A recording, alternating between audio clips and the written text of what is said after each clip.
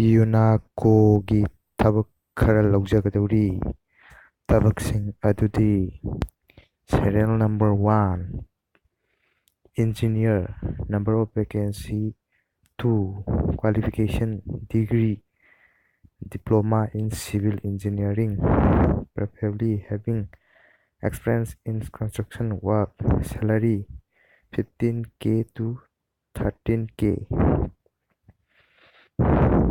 Serial number 2, TGT English, number of posts 2, qualification master, graduate in respective subject and BEd, salary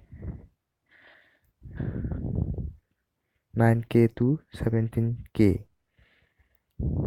Serial number 3, TGT Manipuri, numbers of posts 2, qualification master, graduate respective subject and BEd,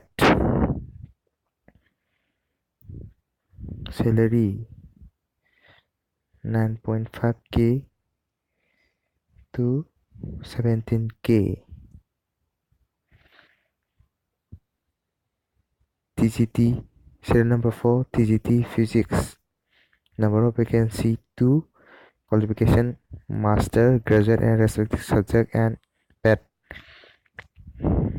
salary 9.5K to 17K.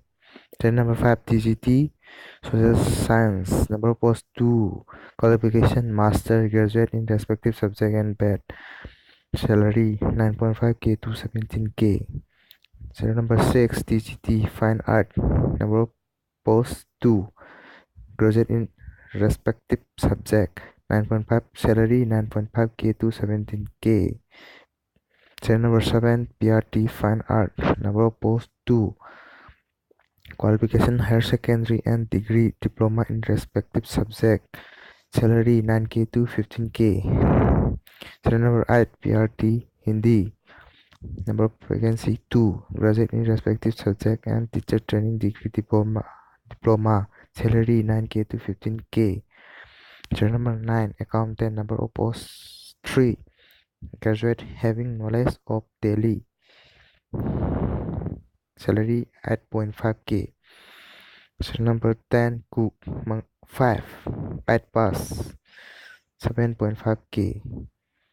Serial number 11, sub-staff male, number of vacancy 7, qualification 8 pass, salary 6.5K. ꯍꯥꯏꯔꯤꯕ ꯊꯕꯛꯁꯤꯡ ꯑꯁꯤꯕꯨ ꯄꯥꯝꯕꯤꯕꯁꯤꯡꯅ ꯕꯥꯏꯑꯣꯗꯥꯇꯥ, ꯃꯁꯥꯒꯤ ꯕꯥꯏꯑꯣꯗꯥꯇꯥ ꯑꯃꯁꯨꯡ ꯍꯧꯖꯤꯛ passport photo size ꯑꯃꯒ ꯂꯣꯏꯅꯅ ꯇꯥꯡ 10ꯗ ꯌꯨꯅꯥꯀꯣ HR manager, ꯌꯨꯅꯥꯀꯣ school, ꯃꯥꯏꯇ꯭ꯔꯝꯗ ꯂꯥꯛꯄꯤꯅꯕ ꯅꯤꯡꯁꯤꯡꯖꯔꯤ꯫ ꯃꯈꯣꯏꯒꯤ ꯏꯃꯦꯜꯗꯤ unaco.hrmanipur@gmail.com. Thank you.